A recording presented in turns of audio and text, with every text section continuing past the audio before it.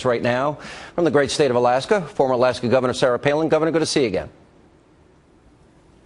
Thank you, Sean. All right, first of all, obviously very close in Mississippi. Too early to call right now. But in the final days of this campaign, Thad Cochran, I would argue out of desperation, really angered a lot of conservatives by reaching out to Democratic voters to push them over the hump here.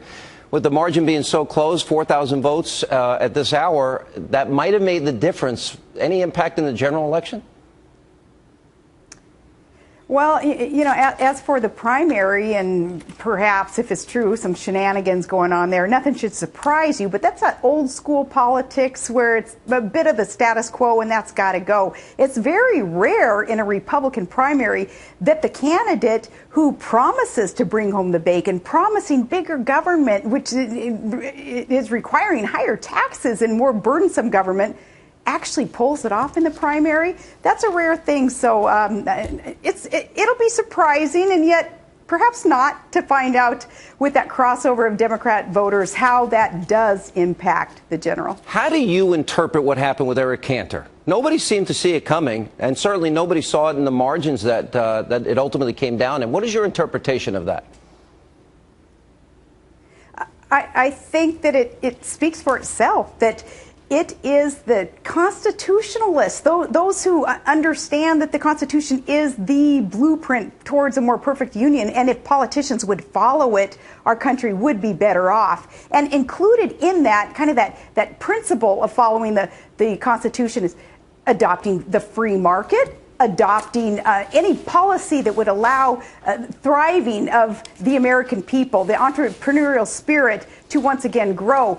Cantor wasn't representing that. He was representing the machine, the establishment that had been there too long and was part then of that status quo problem. And refreshing to see new energy get in there, and not necessarily new ideas, because these are time-tested truths that work for an economy and for security of a nation. And I think that, we saw results that reflect that. Governor, I've been making a distinction between conservative governors like Rick Perry, like Rick Scott, like Bobby Jindal, Nikki Haley, John Kasich, Scott Walker, and the success that they have had using conservative principles, and how they, in every case, have taken large deficits and turned them into surpluses, high unemployment, now lower unemployment by a pretty large degree. But I've not been inspired by Republicans in Washington. You went as far earlier this week and late last week to suggest that if the Republican Party doesn't get their act together, you would consider moving third party. Explain. Well, if Republicans are going to act like Democrats, then what's the use in getting all gung-ho about getting more Republicans in there? We need people who understand the beauty of, the value of allowing the free market to thrive. Otherwise, our country is going to continue to be overregulated, driving industry away, driving jobs away. We're going to be a bankrupt, fundamentally transformed country unless those who know what they're doing and aren't going along just to get along with those in power, it being today the Democrats, that does no good. So, yeah, if Republicans aren't going to stand strong on the planks in our platform, then it does no good to get all enthused about them anymore. I think there's got to be a vision. And you know what? I'm not looking for a complicated solution. Very simple. Don't spend more than you take in. Balance your budget. Energy is the answer. Look at North Dakota and look at Texas. That's an answer. In 4 years, we don't have a consensus plan on Obamacare. I think you got to give parents choice in education and control the borders. I don't think that's that complicated, Governor. But you don't hear a concise message coming from them. If you elect us, we'll do this. Go ahead.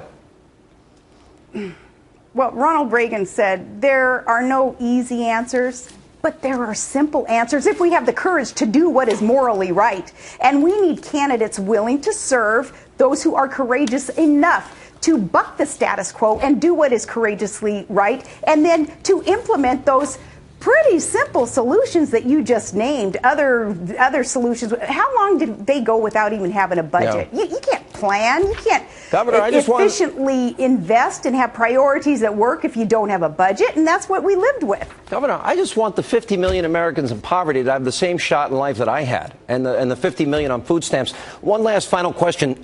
Hillary Clinton's book, you were brought up. She told the story that, in fact, the Obama campaign asked them in 2008 to attack you. Now David Plouffe is saying that Hillary Clinton's pretty much lying about being asked to make a sexist attack against you. What is your reaction to that?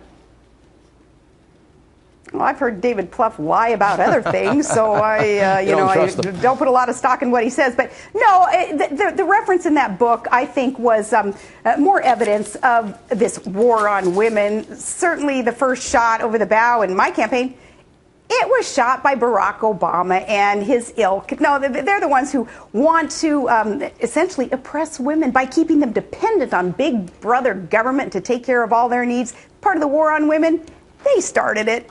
Yeah. All right. Good to see you. Thank you.